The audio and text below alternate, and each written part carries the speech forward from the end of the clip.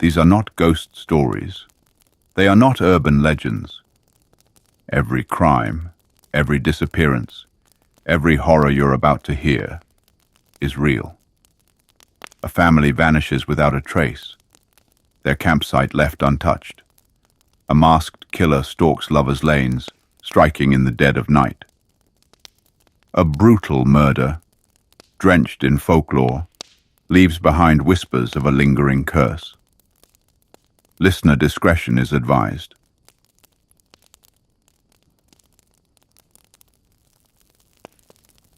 The year was 1946.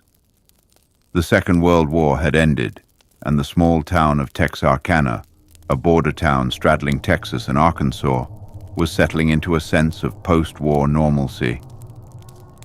The residents had seen their share of hardship, but now life was supposed to be good. Young couples frequented local diners, danced to big band music, and snuck away to the outskirts of town for a few stolen moments in the dark.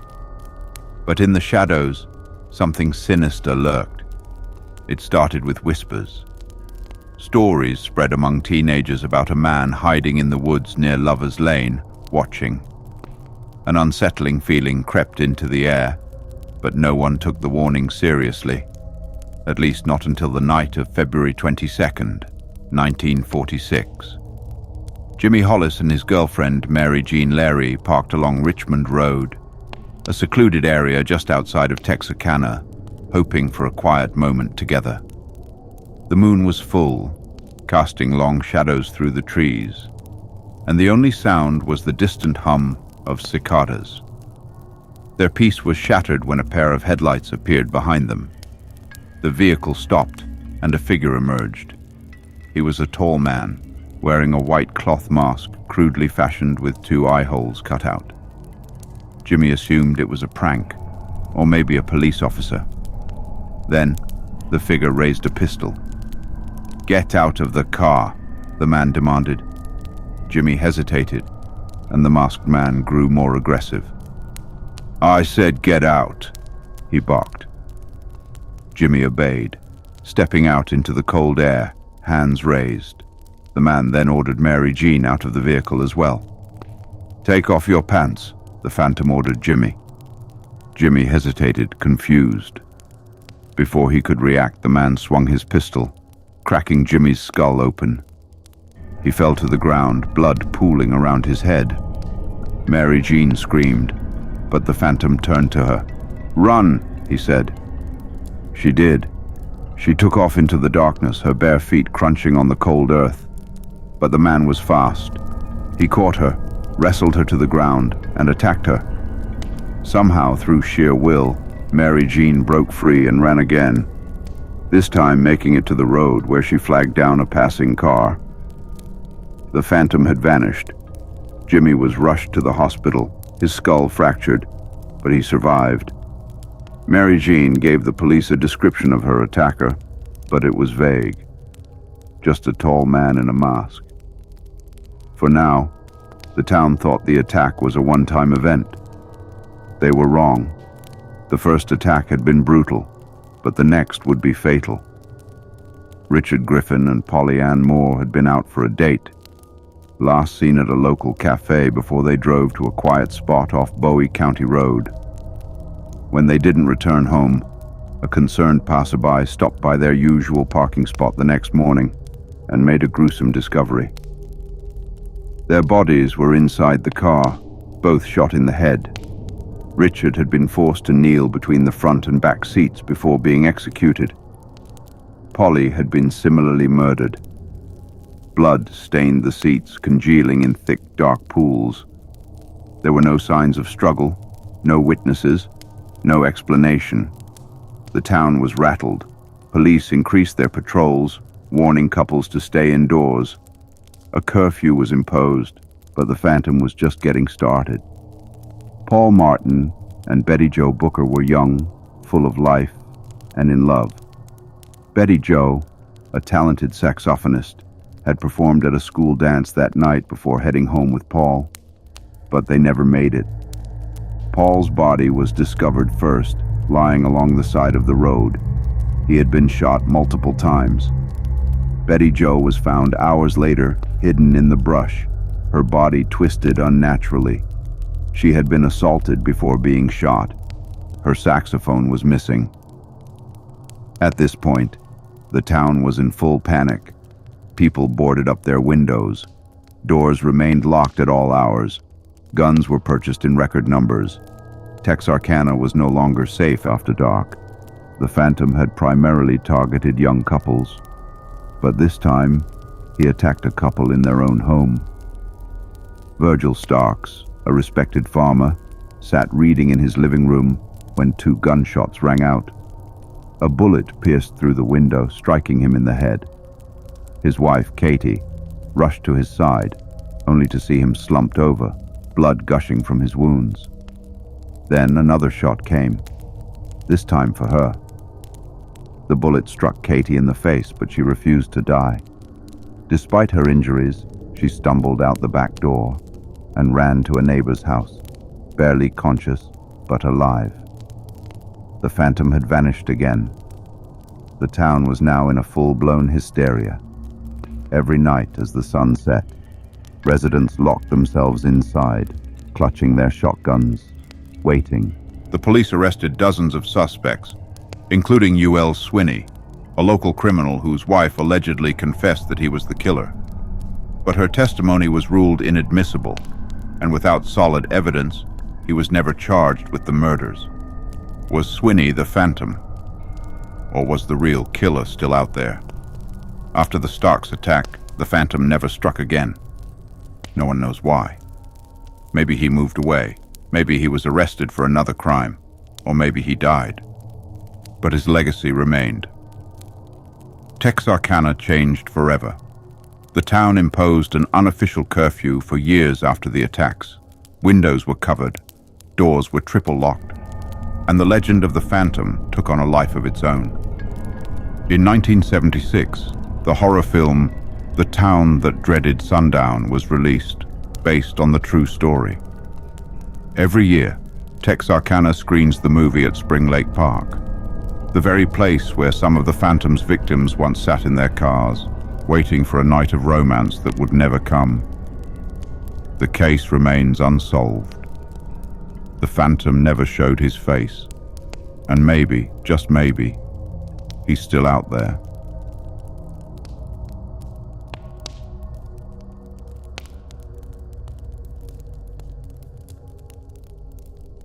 In 1981, the tiny town of Keddie, California, nestled deep in the Sierra Nevada mountains, was a peaceful place.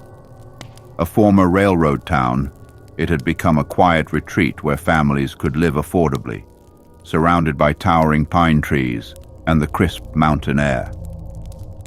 Among the residents was Glenna Sue Sharp, a 36-year-old single mother who had moved to Keddie the previous year with her 5 children. They lived in Cabin 28, a modest wooden house in the rustic Keddie resort. A small community of cabins that had once been a thriving vacation destination, but had since fallen into disrepair. Life wasn't easy for Sue.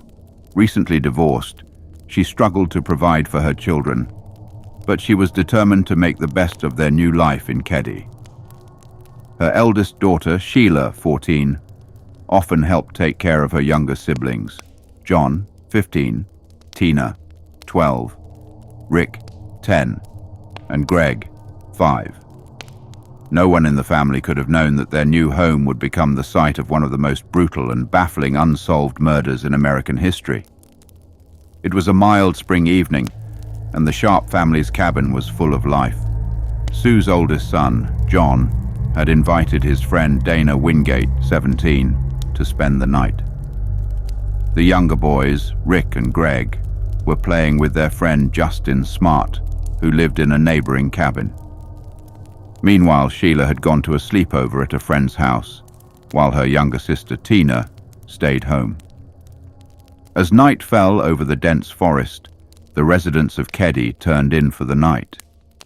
The town was small, no police station, no streetlights, only a handful of families tucked away in the cabins. Sometime in the middle of the night, Horror descended upon Cabin 28. The next morning, Sheila Sharp returned home. As she approached the front door, she had no idea that her life was about to change forever. The door was slightly open. Inside, everything was eerily silent. Then she saw them. Her brother John was lying lifeless on the living room floor, his body twisted grotesquely. Beside him was Dana, sprawled out unnaturally, his face unrecognizable from the brutal beating he had endured. Sue, their mother, was bound with electrical tape, her throat slashed so deeply she was nearly decapitated. Blood was everywhere, splattered on the walls, soaking the carpet, pooling beneath the bodies. Sheila screamed. Somehow, the younger boys, Rick, Greg, and Justin, were still alive, asleep in the back bedroom, completely unharmed. But Tina, her 12-year-old sister, was missing. The sheriff's department was baffled by what they found. The crime scene was a bloodbath, but the sheer level of violence suggested this was no ordinary killing. It was personal. Sue had been tied up, beaten and stabbed repeatedly. John and Dana had suffered severe blunt force trauma, likely from a hammer. The bindings on the victims were strangely elaborate, suggesting the killer had taken time to torment them. But the strangest part? There was no sign of forced entry. Someone had walked into the cabin that night, maybe someone they knew. Then there was the missing girl. Where was Tina? For months, investigators searched for Tina Sharp, hoping to find her alive. But as the days turned into weeks, the town of Keddie fell into a state of paranoia. Who had done this? Could the killer be one of their own? Then, 3 years later in 1984, the worst fear was confirmed. A bottle collector was hiking through the woods nearly 50 miles from Keddie when he stumbled upon something horrifying: human remains. Nearby was a child's jacket, a pair of jeans, and a small skull. When investigators arrived, they found a piece of medical tape near the remains, similar to the bindings found at the original crime scene. The remains were identified as Tina Sharp, but who had taken her? Why was she removed from the cabin while the others were slaughtered? And why had her body been dumped so far away? Over the years, multiple suspects have been named, but no one has ever been arrested for the murders. One of the most suspicious figures was Martin Smart, Justin's stepfather, who lived in a neighboring cabin. He had a history of violence and reportedly told a therapist, "I killed those people." His wife later claimed he had burned evidence in their backyard. However, no charges were ever filed against him. Another suspect was Bo Bubede, a drifter who was staying with Smart at the time of the murders. He had ties to organized crime and was known to carry a hammer, the very weapon used in the killings. Strangely, despite multiple leads, the case went cold for decades. It wasn't until 2016 that new evidence came to light. A recording of an anonymous call from 1984 reporting the location of Tina's body. Investigators now believe the murder was a targeted attack, possibly connected to a cover-up. To this day, the Keddie Cabin Murders remain unsolved. The abandoned resort where the Sharp family once lived was left to rot, Cabin 28 standing like a ghostly reminder of the horror that unfolded there. Eventually it was demolished, but locals say the place still carries a dark presence. Was it a crime of passion, a planned execution, or something far more sinister? No one knows for sure. But somewhere out there, the killer, or killers, have never been brought to justice. And the truth of what happened that night in Cabin 28 remains locked in the silence of the Sierra Nevada mountains.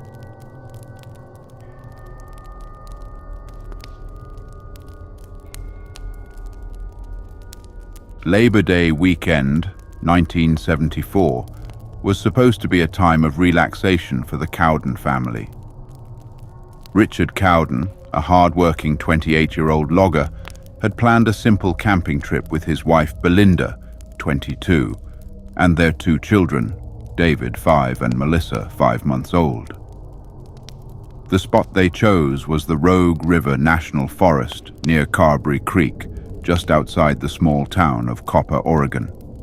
It was the perfect location, peaceful, secluded, surrounded by towering trees, and next to a gentle creek where David could wade and skip rocks. The family arrived on September 1st, setting up their modest campsite.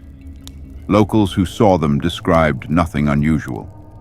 Richard was a devoted father, often seen carrying baby Melissa in his arms, while Belinda helped their little boy gather sticks for the fire. But by the next day, the family had vanished without a trace.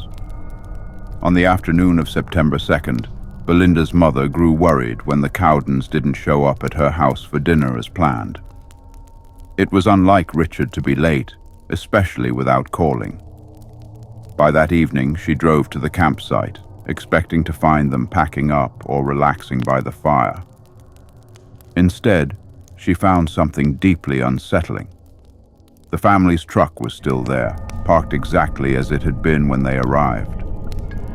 On the picnic table sat half-eaten food, milk in a carton, sandwiches and cooking supplies, as if the family had stepped away for just a moment. Their swimsuits were hung out to dry. Even more disturbing, Belinda's purse, baby Melissa's diaper bag, and the family's car keys were still there. But there was no sign of Richard, Belinda, or the children. The forest was silent.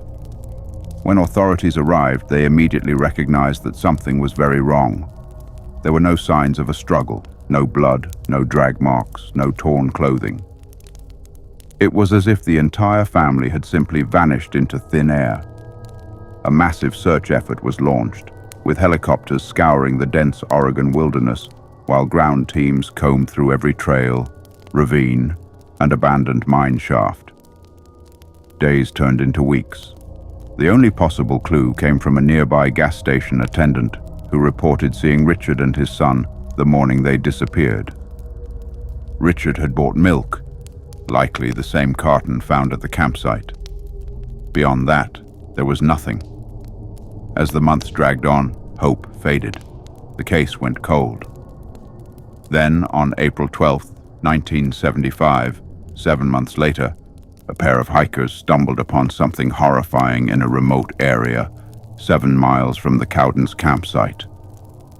Lying in the dense woods were 4 sets of skeletal remains. Richard Cowden's body was wedged into a small cave, as if someone had tried to hide him. His wallet was still in his pocket. Belinda and the 2 children were found a few feet away, out in the open. Their bones had been scattered by animals. The autopsy revealed the full horror of their deaths. Richard had been shot in the head. Belinda and the children had been bludgeoned to death, likely with a rock or blunt object. There were no gunshot wounds on the children. Someone had beaten them to death. It was a massacre in the middle of nowhere. The murders shocked the town of Copper. The question remained, who could have done this? One name stood out, Dwayne Lee Little. Little was a violent ex-convict and known killer who had been paroled just months before the Cowden family vanished. He had a history of brutal crimes against women and children. In 1964, at just 16 years old, he had raped and murdered a 15-year-old girl. After serving 9 years, he was released in 1974. The same year, the Cowdens disappeared. Witnesses claimed they had seen Little in the Carberry Creek area around the time of the murders. Even more chilling, years later, his girlfriend told police that he had confessed to killing the Cowden family. But without physical evidence, police couldn't charge him. The Cowden murders remain one of Oregon's most haunting unsolved cases. Why was the family targeted? Was it random, or did they see something they weren't supposed to? How did the killer manage to subdue 2 adults and 2 children in an open forest without anyone hearing a scream or a gunshot? And why was Richard hidden in a cave, while the rest of his family was left exposed? Decades later, the case is still open, but no justice has been served. The Oregon wilderness, vast and unyielding, still holds the terrible secrets of that day.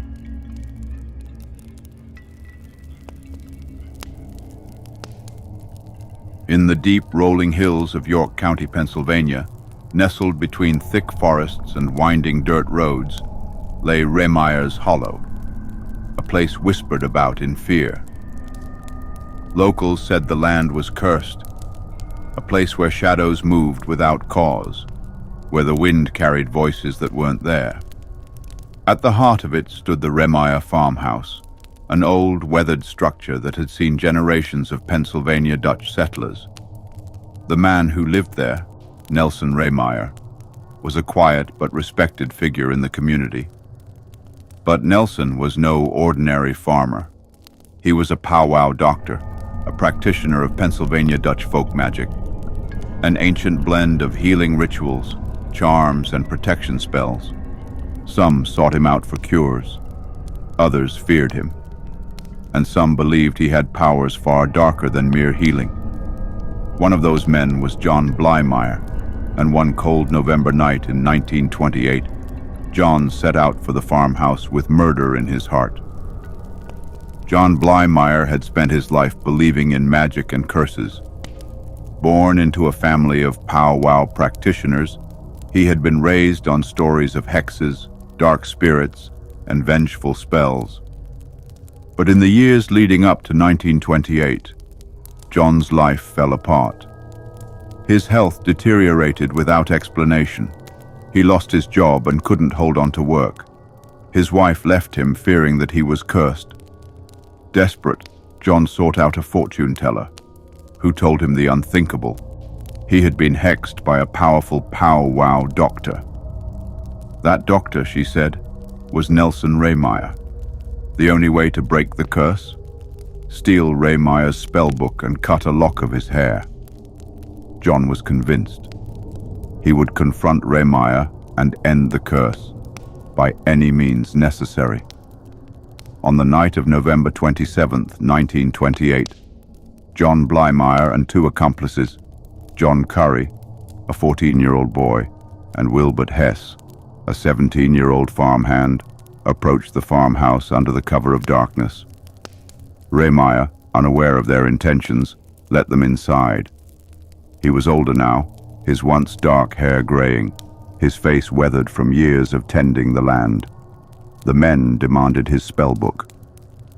When Remeyer refused, violence erupted.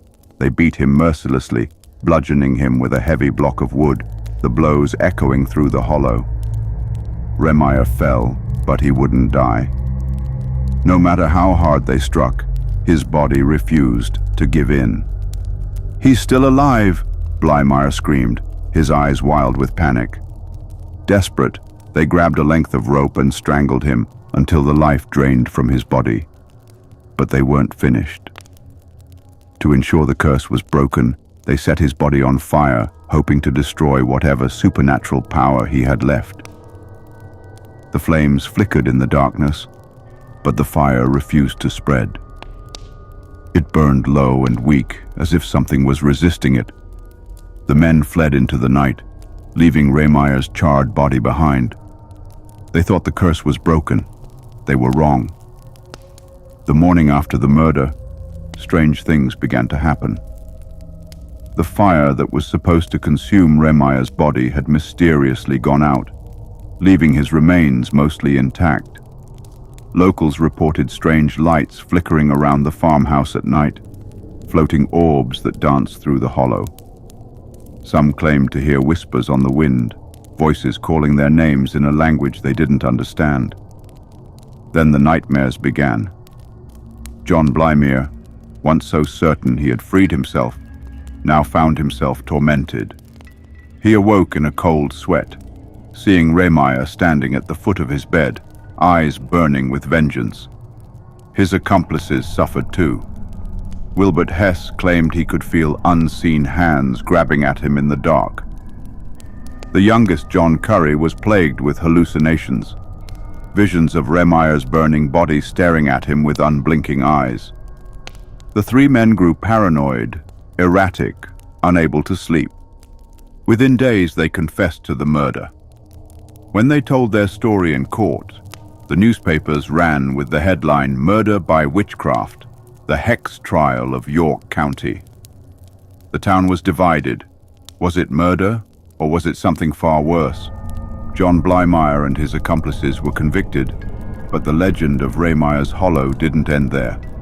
The farmhouse still stands today, abandoned, its walls scarred by the fire that failed to burn it down. Visitors report cold spots in the house, even in the dead of summer. The feeling of being watched from the surrounding woods. Electronics failing without reason, as if something unseen interferes. The sound of whispered voices coming from empty rooms. Some say Nelson Remeyer's spirit still lingers, guarding his land, his magic stronger in death than it ever was in life. Others believe the real horror wasn't a curse at all, just the darkness of human belief, the fear that turns men into murderers. But one thing is certain. Remeyer's Hollow remains a place of shadows, where the past refuses to die.